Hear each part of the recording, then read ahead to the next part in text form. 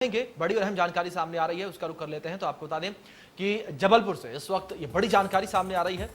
तो आपको बता दें कि स्वामी अखिलेश्वरानंद गिरी ने यहां पर बयान दिया है। तो बड़ी जानकारी आपको दे रहे हैं। उन्होंने कहा है कि जल्द मध्य प्रदेश गौवंश आधारित मॉडल राज्य बनेगा और प्रदेश में 5 नए गौ अभ्यारण्य की जरूरत है। ये बात भी उन्होंने कही है अपने बयान के दौरान।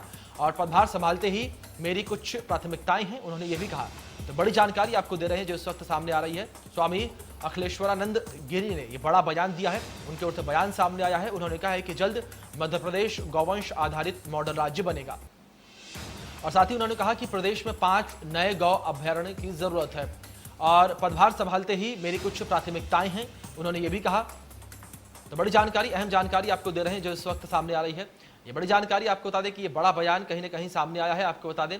और पदभार संभालते ही उन्होंने कहा कि मेरी प्राथमिकताएं हैं। अपनी प्राथमिकताओं को लेकर भी उन्होंने कहा कि मेरी कुछ प्राथमिकताएं हैं, उनके आधार पर वो काम करेंगे, अपनी प्राथमिकताओं के आधार पर। प्राथमिकता ये है अभी कि जो सड़कों पर दिखने वाली गाय है और जो गौशालाएं बन गई 15 महीने के कमलनाथ जी के कार्यकाल में और शिवराज जी के कार्यकाल में, उन गौशालाओं में वो गाय दिखनी चाहिए, सड़कों पर नहीं दिखनी चाहिए। ये मेरी प्राथमिकता है पहली।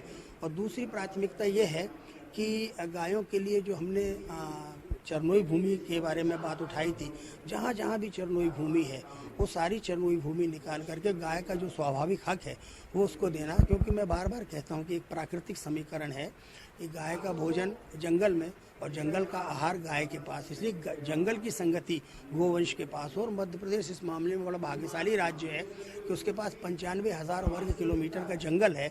हम इस जंगल का आश्रय लेकर के गाय की समस्या का समाधान निकाल सकते हैं। इस दृष्टि से मैंने अभी प्राथमिक तौर पर जब दायित्व लिया तो अधिकारियों से 5-7 मिनट की वार्ता की और मैंने कहा इस कार्य योजना पर आप कुछ करें। और चूंकि गो कैबिनेट है तो अब बजट की कमी नहीं पड़ेगी। सूचना भी 24 घंटे की नोटिस पर।